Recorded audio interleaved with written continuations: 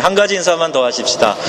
파리연합교회를 섬기게 하시니 감사합니다. 이렇게 한 번 더 인사하세요.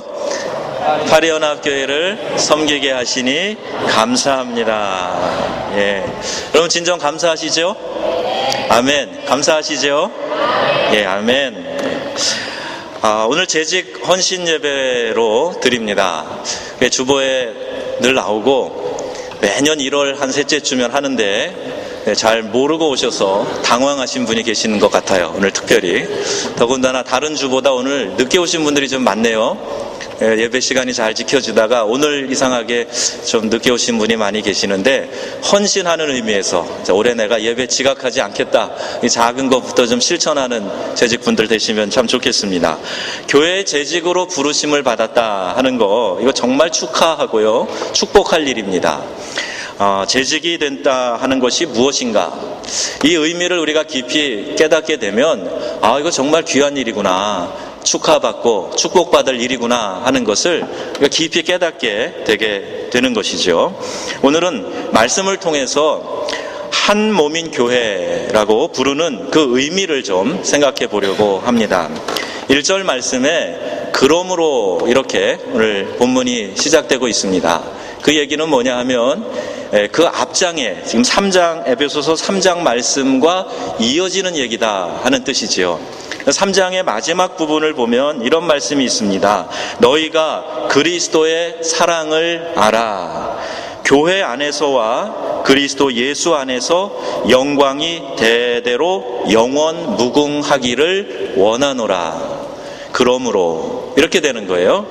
그리스도의 사랑을 깨닫게 될 때 교회 안에서, 그리스도 예수 안에서 그 영광이 영원하고 대대로 무궁하게 된다. 이 축복의 말씀, 거기에 이어지는 이야기입니다. 바울은 예수 그리스도 안에서 내가 갇힌 자가 되었다. 예수 그리스도 안에서 갇힌 내가, 이렇게 자기를 소개하고 있는데, 바울이 옥에 갇혀 있는 것이죠. 동시에 이 말씀을 저는 이렇게 받아들였습니다. 그가 육체적으로는 옥에 갇혀 있지만 동시에 그는 주 안에 붙들린 삶을 살고 있다라는 것이지요. 성령에 사로잡혀서 지금 내가 너희를 권한다. 자, 이렇게 우리가 이해하고 이 말씀을 좀 받아들이면 좋겠습니다. 성령의 깨닫게 하시는 지혜를 가지고 에베소 교인들을 지금 권면하고 있는 겁니다. 영적인 권면, 설교, 기도하며 받은 말씀은 성령의 역사 가운데 이루어져야 하는 것입니다. 제가 한 주간 샤토블랑에 가서 우리 선교사님들과 또 중보 기도자들과 함께 기도하는데요.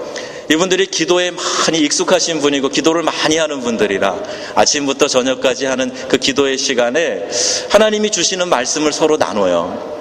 기도 중에 하나님 이 주제를 갖고 기도하는데 이 말씀 주셨다고, 그리고 성경을 펴서 그 말씀을 읽고 또 받은 말씀을 외워서 또 나누고 그렇게 합니다. 그리고 하나님이 주신 말씀을 서로 선포하고 어떤 문제를 이겨내기 위해서 선포하고 대적하고 하는 그런 모습을 보면서 거기에 동참해서 기도하면서 제 영혼이 많은 힘을 얻고 용기를 얻고 위로를 경험하게 되었습니다. 에베소 교인들을 향한 바울의 권면 무엇인가?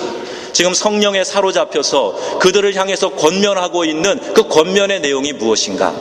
오늘 이 말씀이 하나님께서 우리 교회 공동체에 주시는 말씀으로 받아들이시기를 주님의 이름으로 축복합니다.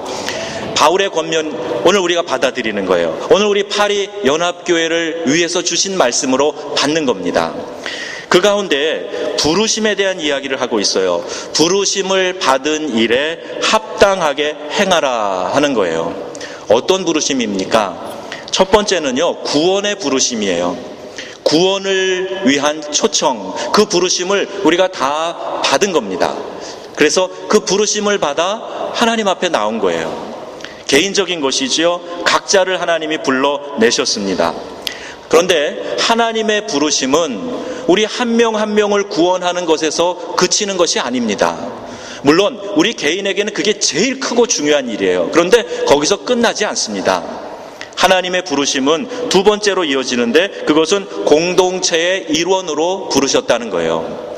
공동체는 교회를 말합니다. 이 교회를 구성하는 일원으로 우리 각자를 세상 가운데에서 불러내신 겁니다. 교회는 구조선이라고 이야기를 합니다. 그냥 유람하고 목적 없이 물 위에 둥둥 떠다니는 그런 것이 아니라 목적을 가지고, 즉 영혼을 구원해내는 그 사명을 가지고 우리를 불러 모으신 거예요. 구조선이라고 하고, 또 죄악이 관영한 이 세상에 죄악을 싸워 이겨나가고 하나님의 나라를 건설해가는 차원에서는 우리 교회를 군함이라고 소개합니다. 영적 전투를 치르는 군대예요. 또 이런 생각도 해봤습니다. 우리가 이제 다 이 세상을 떠나면 하나님의 나라, 그 영원한 천국에 가서 그 하나님의 보좌 앞에 서게 될 텐데, 그 이전에 이 세상을 사는 날 동안 천국을 경험하면서 살라고 이 세상에 보내주신 천국 대사관, 그게 바로 교회입니다. 저 아프리카에서 살아봐서 내전이 얼마나 무서운지 잘 알아요. 제가 사역할 때에는 카메룬에 한국 대사관이 없었습니다. 그 난리 나면 어떡하지? 가끔 그런 소식이 있을 때마다 중국 사람 흉내내고 그냥 입 꾹 다물고 중국 대사관에 가야 되겠다. 그리고 생각도 하고 그랬어요.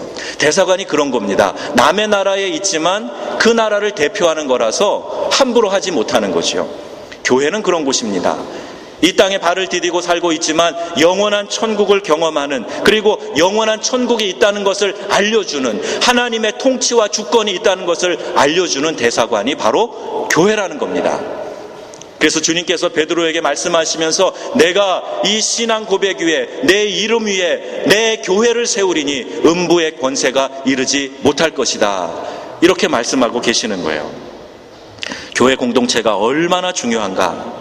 하지만 여러분, 교회 공동체를 이루는 것으로 끝나지 않습니다. 그냥 모여있다고 다 되는 것이 아니에요.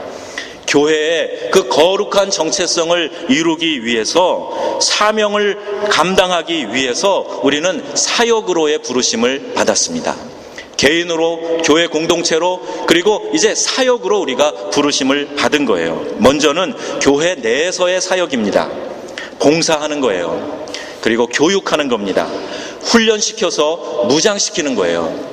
이는 하나님의 사람으로 온전케 하며 모든 선한 일을 행하게 하려 하심이라 하는 말씀처럼, 교회 안에 있으면 우리는 시계추처럼 왔다 갔다 하는 사람이 되면 안 됩니다. 이 안에서 교육받고 훈련받고, 그래서 하나님의 그 선한 일들을 할 수 있는 온전한 자로 자라나야 되는 거예요. 그렇게 에퀴페 돼야 되는 겁니다.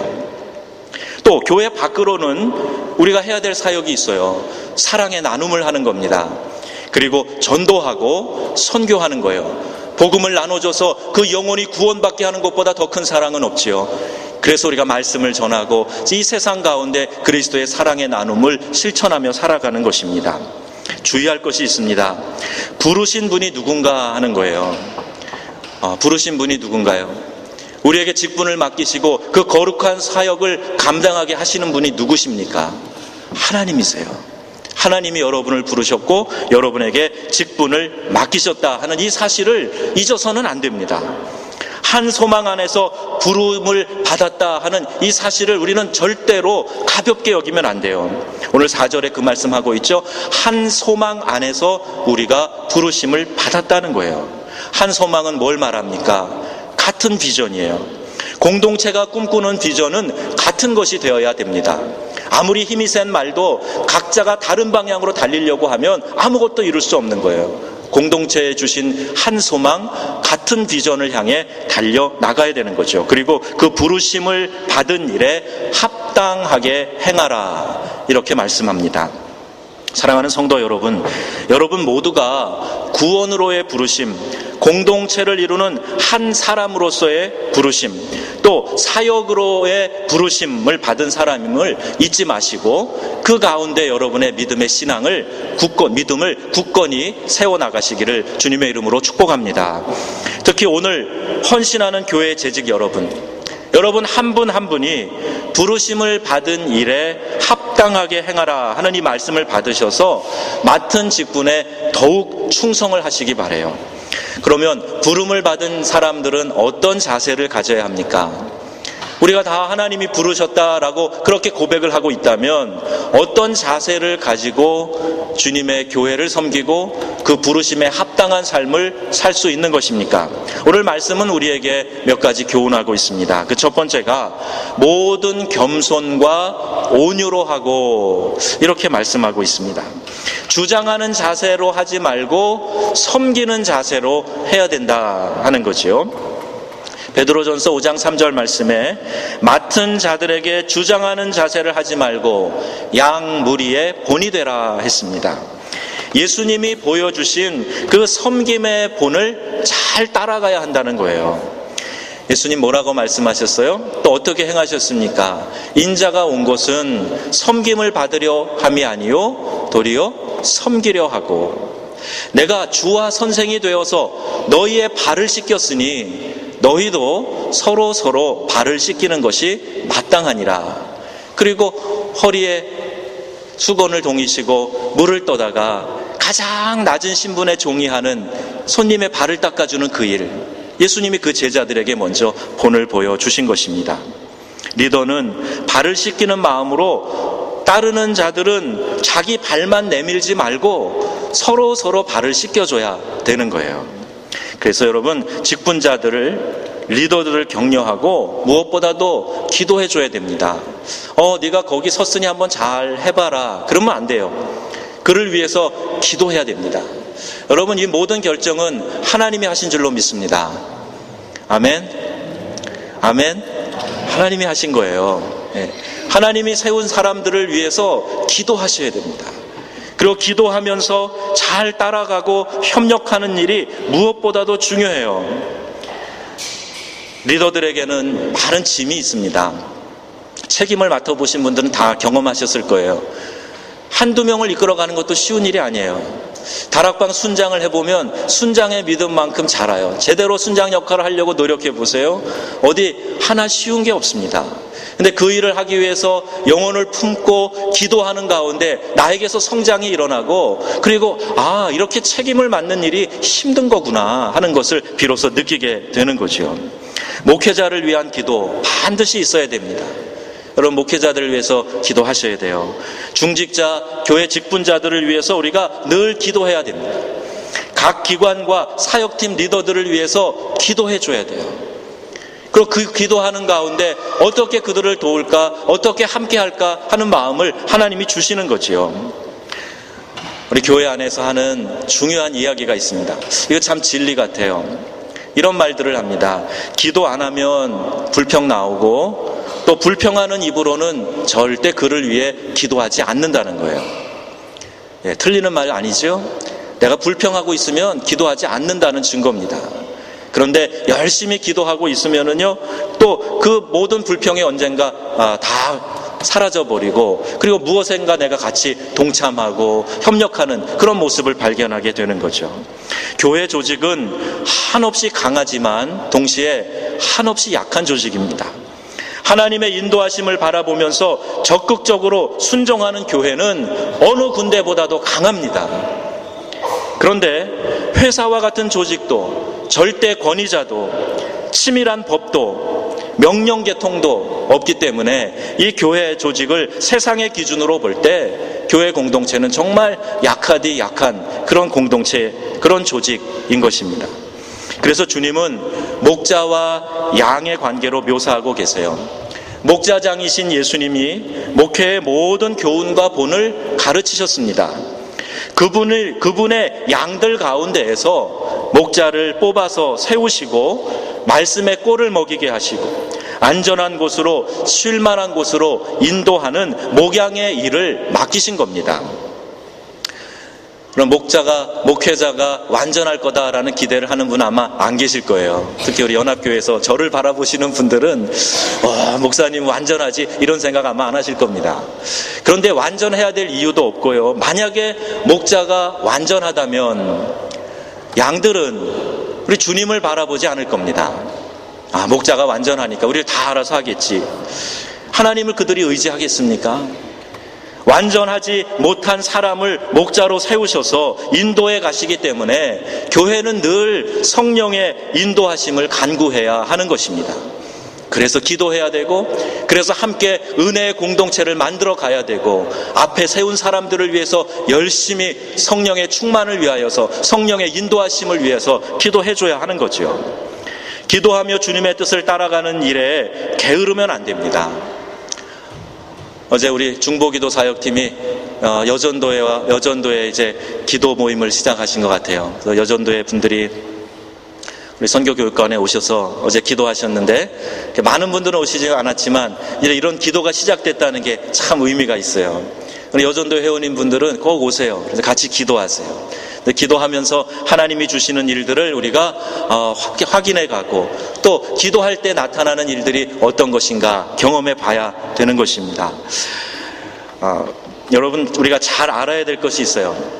기도한다고 하면서 양들이 각기 하나님의 계시를 받아서 각자가 움직이는 것이 아닙니다. 여러분, 음악하는 분들이 많이 계시는데 아무리 실력 있는 연주자가 있다고 하더라도 지휘자에게 맞춰서 연주를 해야 전체가 조화를 이루고 아름다운 음악을 연주할 수 있게 되는 겁니다. 목사는 교회에서 지휘자의 역할을 하는 사람입니다. 교회에 세우신 목자를 위해 기도하고, 그가 성령 충만하고 양들을 잘 이끌어 갈 수 있도록 그래서 기도해야 되는 거예요. 목회자에게 주신 비전이 공동체 안에서 펼쳐져 나가게 될 때 교회가 활력이 생기고 힘을 얻게 되는 겁니다. 모양만 갖추는 것이 아니라 깊이 기도해야 돼요.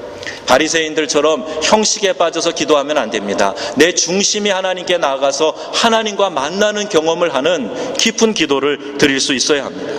기도하지 않고 이루려고 하는 모든 일들은 그 자신을 실족하게 만들고 또 공동체를 어려움에 빠뜨릴 수 있습니다.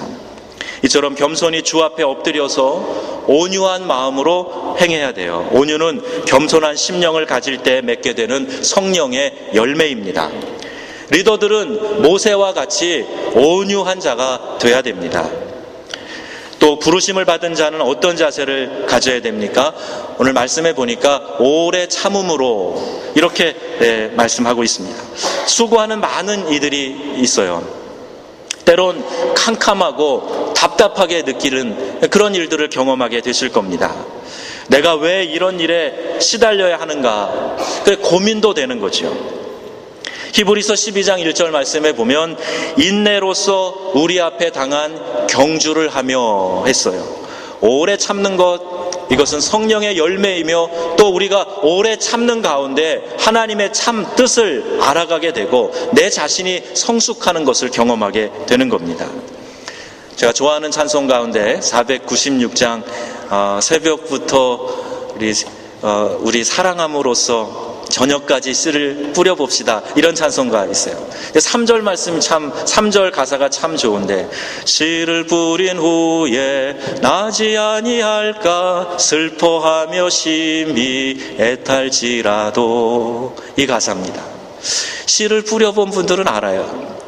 내가 씨를 뿌렸는데 수고와 땀을 심었는데 이게 자랄까? 이게 열매 맺을까?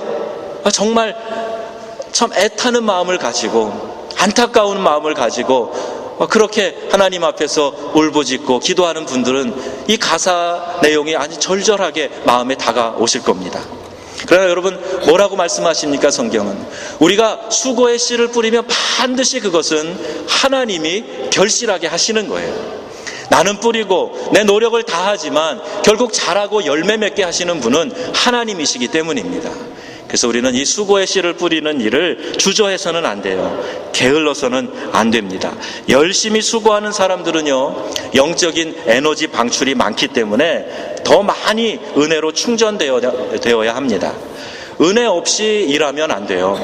내가 교회에서 일할 때는요, 하나님이 주신 그 은혜가 내 마음에 넘쳐서 그 은혜로 일하는 겁니다. 만약 은혜가 없으면 먼저 그것을 구해야 되겠지요. 이것은 성경 베드로전서 4장 11절에 이렇게 기록되어 있습니다. 누가 봉사하려면 하나님이 공급하시는 힘으로 하는 것 같이 하며, 교회의 봉사는 하나님이 주시는 힘으로 하는 거예요. 깊고 충만한 은혜로 들어가기 위해 은혜의 자리에, 은혜를 받을 수 있는 곳에 나아가야 됩니다. 그 은혜의 자리가 바로 예배이고 그 은혜의 자리가 바로 기도하고 찬양하는 자리입니다. 그 자리에 나아가서 내가 은혜로 충만하게 충전이 되고 그리고 나서 주의 전에서 봉사하고 수고하는 거예요.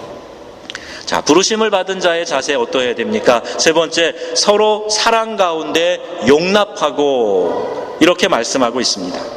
보통 사람들은요, 나와 다른 것을 다르다고 이야기하지 않고 틀렸다, 틀리다 이렇게 이야기를 합니다.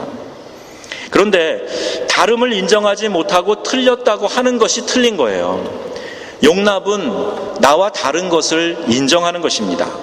내게 결례가 되고 상처가 되는 말과 행동을 하였어도 너그럽게 받아주는 것, 이것이 용납입니다. 나는 딱 자로 규격을 정해놓고 이것에서 벗어나면 틀린 거야 라고 말하고 받아들이지 않으려고 하면 결코 우리는 이 한 몸의 원리, 그리고 한 몸 안에 부르심을 받은 리더로서의 역할 잘 감당하지 못하고 있는 거지요. 말씀의 진리의 빛에 위배되는 것이 아니라면 수용할 수 있어야 합니다. 좀 마음에 안 들어도 좋은 점을 자꾸 떠올려요. 인정해주고 받아주는 그런 마음이 필요합니다. 아이들이 머리를 노랗게 또 보라색으로 이렇게 염색하는 거 하고 머리 하얀 노인이 머리 까맣게 염색하는 거 하고는 같은 원리입니다. 쟤는 왜 머리를 저렇게 노랗게 하고 왔냐? 이렇게 얘기하고 지적하기 시작하면 지적받은 사람도 할 말이 많아요. 그럼 당신은 하고 꼽기 시작하면 할 말이 많이 있습니다. 그래서 좀 달라도 내가 보기에 조금 좋아 보이지 않아도 저건 좀 다른 거다 이렇게 생각하고 이해하고 용납하기 시작하면 점점 그 이해의 폭이 넓어지게 되죠. 또한 부르심을 받은 자의 자세, 오늘 말씀에 뭐라고 합니까? 성령이 하나 되게 하신 것을 힘써 지키라 했습니다. 성령은 하나 되게 하시는 영입니다. 아멘. 아멘. 성령은 하나 되게 하시는 영이에요. 분리와 분열, 파당은 육체의 일이고 하나님이 기뻐하시지 않는 죄악입니다. 그래서 갈라디아서 5장에 보면 육체의 일은 현저하니 하면서 그 육체의 일에 대해 분명히 말씀하고 계시는데 분쟁, 시기, 분냄, 당짓는 것, 분열함과 이단, 투기, 자, 이와 같은 요소들은 육체의 많은 일들 중에서 특별히 하나 되지 못하게 하는 그런 요소입니다. 독소와 같은 것이지요. 이것은 육체의 일이다. 그리고 이런 일을 행하는 자는 하나님의 나라를 유업으로 받지 못한다. 분명히 성경에 말씀하고 계세요. 어떤 정당한 이유가 있다고 하더라도 다툼과 분열, 투기, 이단, 분냄, 시기 이와 같은 것들은 하나님 나라를 유업으로 이 땅에서 누리지 못하는 거예요. 우리가 다 하나님 나라 공동체 안에서 하나님 나라 백성으로 기쁨과 능력 가운데 살아야 마땅합니다. 그런데 이와 같은 요소, 육체의 일들 때문에 하나 되지 못하게 되고 그래서 이 땅에서 천국을 경험하지 못한다면 참 불행한 인생을 살게 되는 겁니다. 여러분, 하나님이 어디에 계십니까? 우리가 천국을 누리며 하나님과 동행하며 살기를 원한다고 할 때 그럼 하나님은 어디 계시는 거예요? 저희가 한동안 자주 불렀던 찬양, 이런 찬양이 있었죠. 사랑의 나눔 있는 곳에 하나님께서 계시도다. 같이 한번 해봅시다. 사랑의 나눔 있는 곳에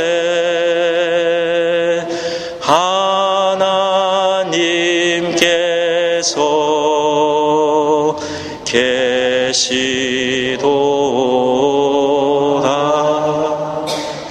하나님 어디 계세요?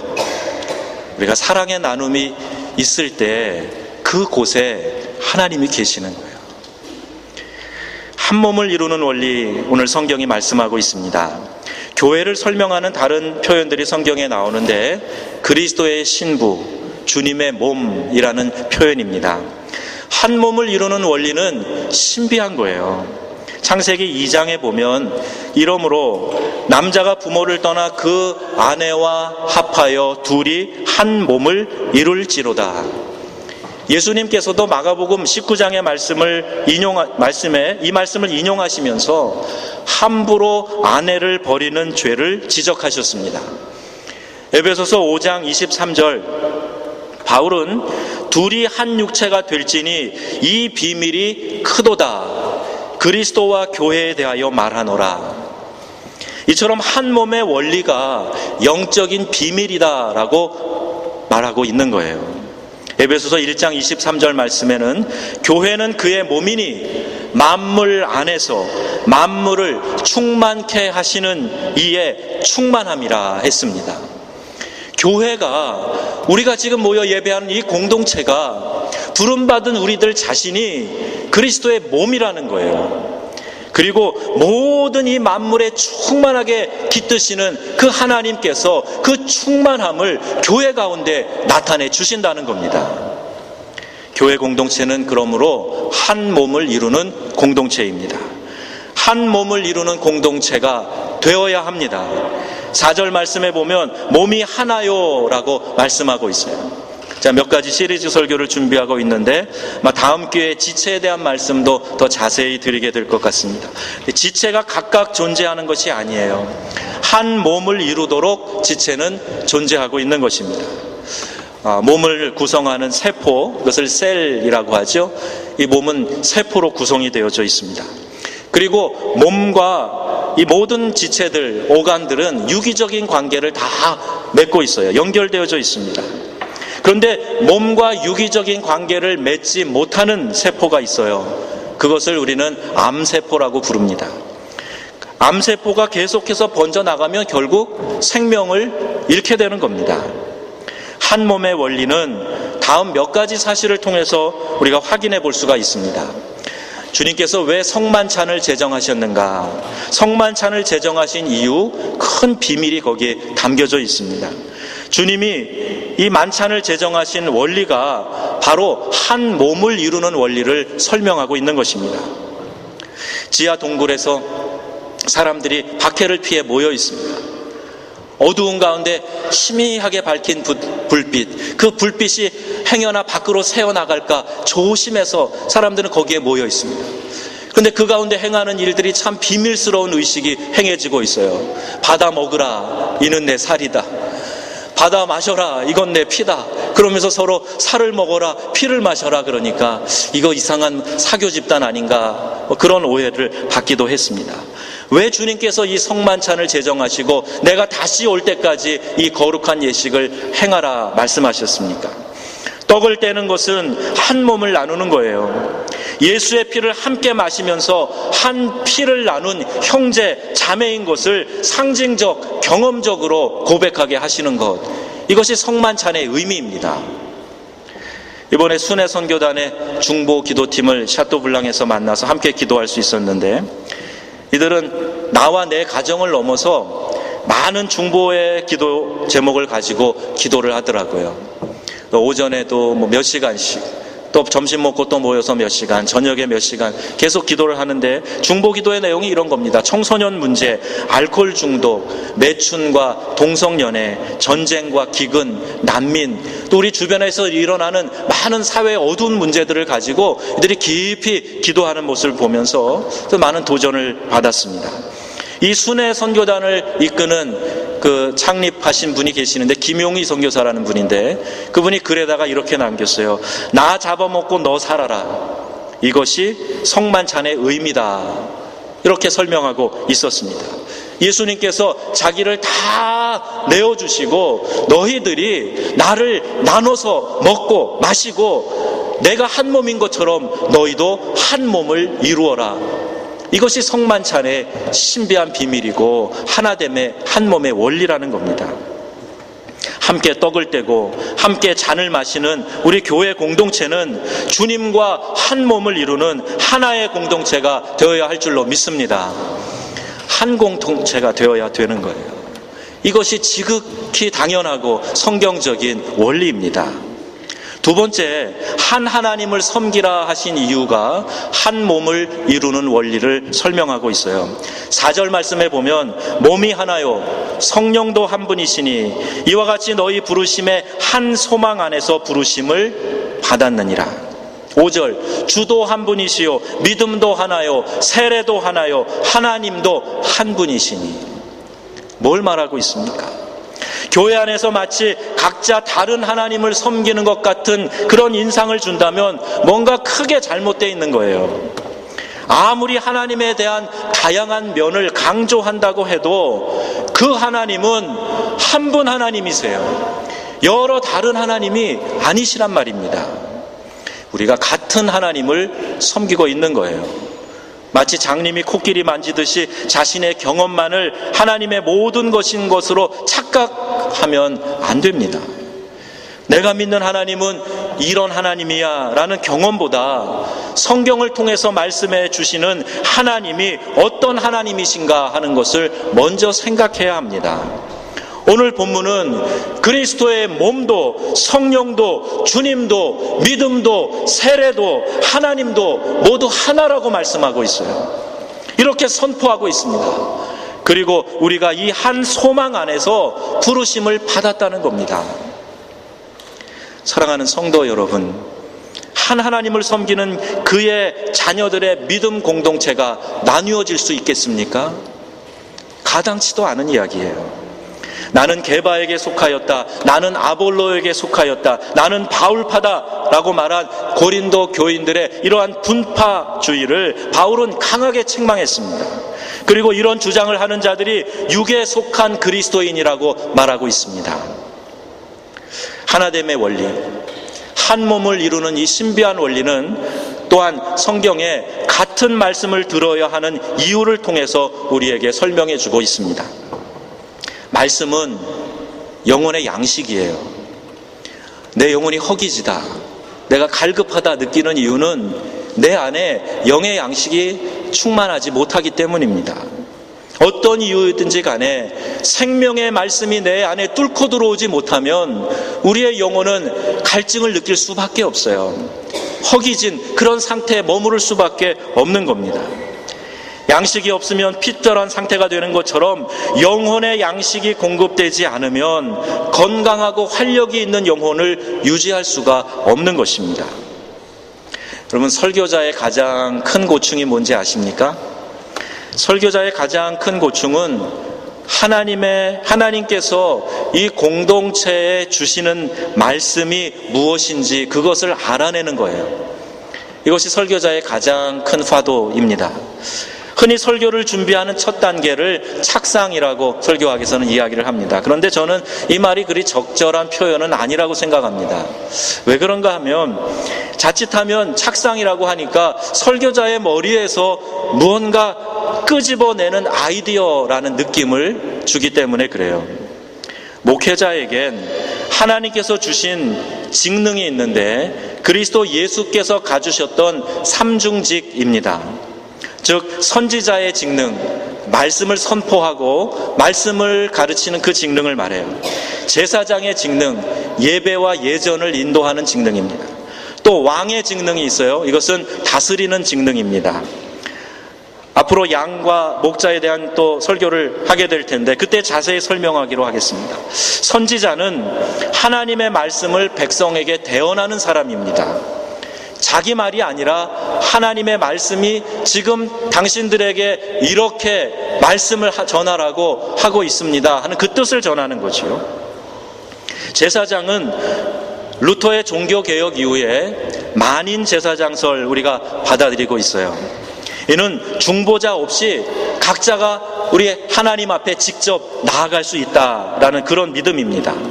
그리고 목회자에게 주어진 직능은 예배와 예전의 인도자로서 남아있는 거예요. 왕은 다스리는 자입니다. 사람들이 모인 공동체가 영적인 공동체로 서도록 지도하고 감독하고 이끌어가는 그러한 직능을 가지고 있는 것이라는 말입니다. 그런데 이 직능은 다 하나님의 말씀과 연결되어져 있어요.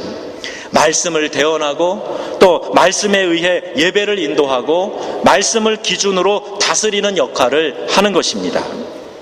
한 몸에는 이 입으로부터 섭취한 음식의 양분이 골고루 다 퍼져가야 하는 것입니다. 하나님께서 그 교회에 세우신 설교자를 통해서 주님의 뜻이 공동체에 전달되어야 하는 것입니다.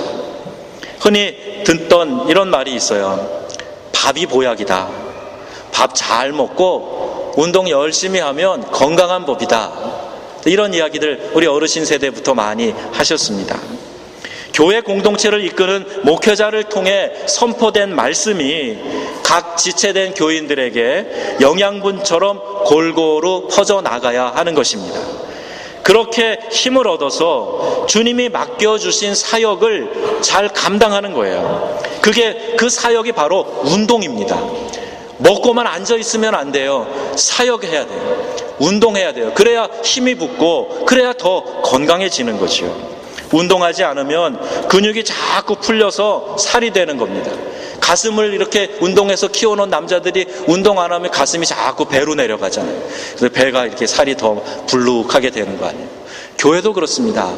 영혼의 양식을 먹고 열심히 사역을 해야 건강해지고 더 힘이 생기고 그러는 거예요. 일은 하나도 안 하면서 먹여만 주시옵소서 그러면 절대 힘이 생기지 않습니다. 여러분, 교회는 한 몸입니다. 내 몸이 건강해야 하듯이 성도들이 함께 모여서 그리스도의 몸을 이루는 교회가 한 몸 의식, 이것을 잃지 않게 될 때 교회는 건강하게 세워지고 성장해 나아가게 될 것입니다. 오늘 헌신하는 재직들께서는 이 말씀을 마음에 새기시고 건강한 영적 공동체를 만들기 위해 기도하며 최선을 다해 봉사해 나아가시기를 주 예수님의 이름으로 축원합니다. 아멘. 우리 같이 이 찬양 부르시겠습니다. 은혜로다. 우리 이 찬양 같이 부르시면서 우리를 구원해 주신 하나님의 은혜, 그 사랑에 감사하는 마음을 좀 올려드렸으면 좋겠습니다. 그리고 우리를 이 교회 공동체에 불러주신 하나님의 은혜를 생각하면서 그 은혜에 보답하는 섬김의 삶을 살겠습니다. 우리 이런 마음으로 같이 이 찬양 부르겠습니다.